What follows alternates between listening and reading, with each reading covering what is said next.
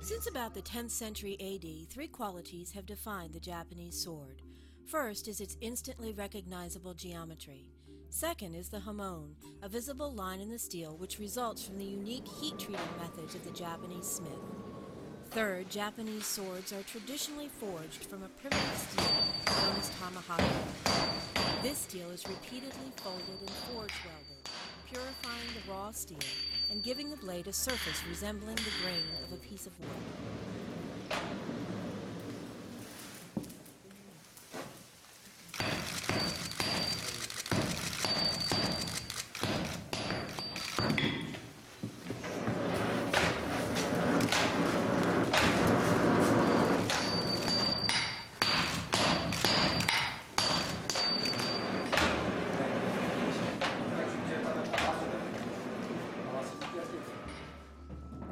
Since about the 10th century, eight qualities have defined the Japanese sword.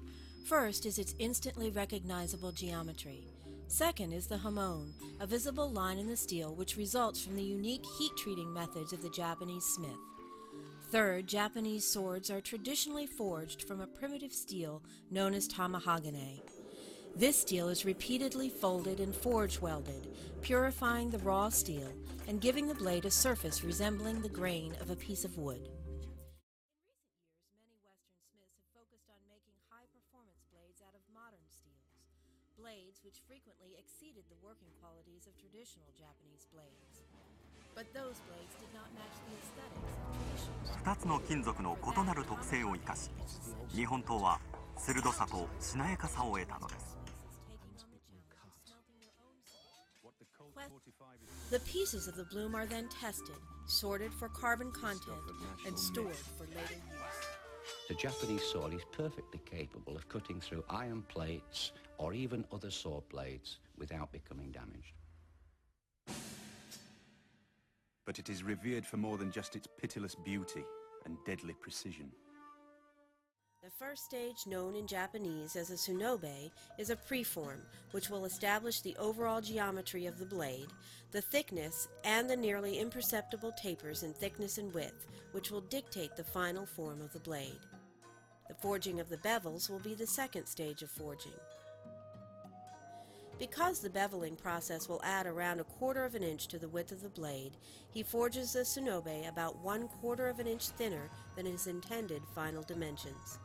The tsunobe will also grow about 10% in length during final forging, so that too must be provided for in the preform stage. He considers careful forging of the preform to be crucial in making a sword that has proper balance and tapers. Once he is satisfied with the overall dimensions of the blade, he'll forge a rough point on the blade. At this point, he is not concerned about straightness or curvature, but only about proportion.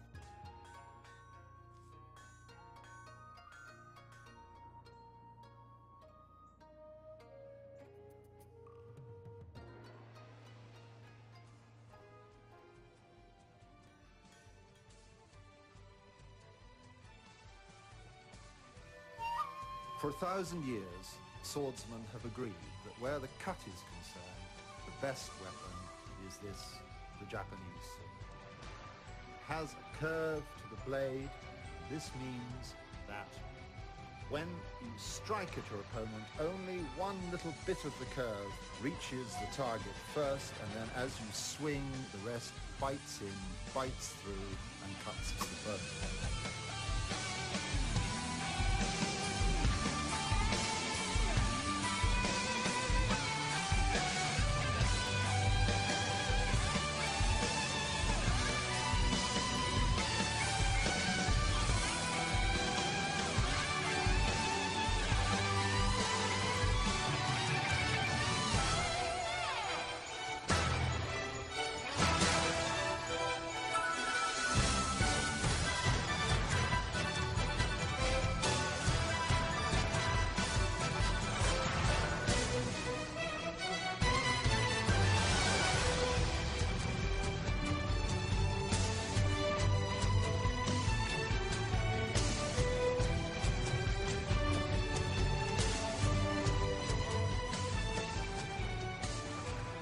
But the Japanese sword has another claim to uniqueness. Sword blades can be either razor sharp or they can be resilient. The Japanese sword was both. The whole blade itself is quite rigid. The edge is extremely hard, and one would expect it to be, in the Western sense, one would expect it therefore to be brittle. But the Japanese sword is composed of this very sophisticated laminate of a mixture of steel, so that a hard edge can be regained, which will not chip in combat. All the other weapons of the time were purely offensive. You defended yourself not with the weapon, but with a shield, or you hoped that your helmet was strong enough and ducked. This blade always was heavy enough to knock aside an opponent's blade, to make what fencers call a beat, or indeed to make a parry. And that at the time made it unique. With no shield to hide behind, the swordsman had to rely on reflexes and a repertoire of brilliantly executed parries and cuts. The sword had only one purpose: to kill rivals. 全部手の内側で心臓と同じなのね。外側は動脈が遠い。ここはでピュッね、そういうところを狙います。してやったってメイン。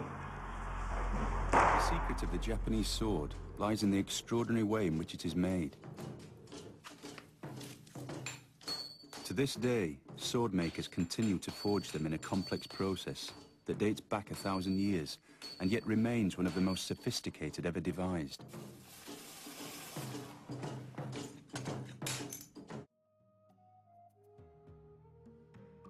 Over 1,000 years ago, Japanese smiths developed a unique method of hardening blades, resulting in a very hard edge with a soft, resilient spine. The result was a blade of unparalleled hardness and toughness.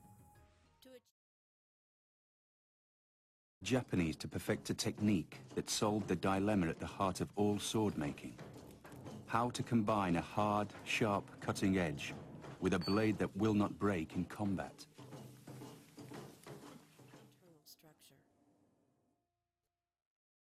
When the blade comes out of the water, it has curved significantly. Following the quench, the blade is tempered at around 400 degrees Fahrenheit, a process which reduces the brittleness of the blade. The clay is removed, the edges ground sharp, and the blade is ready for final polishing. Walter maintains that the highest quality blades can only be made through meticulous hand polishing. He uses a series of Japanese waterstones to slowly and laboriously refine the geometry of the blade and the surface of the steel. With a blade that will not break in combat.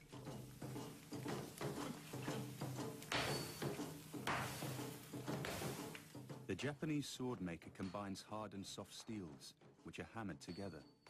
They are heated and folded up to 15 times, creating a layered structure in the steel.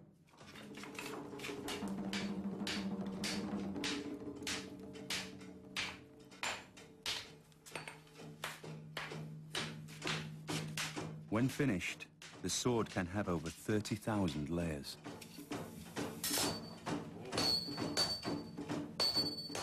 The steel is now stretched out and beaten gradually into its distinctive curve.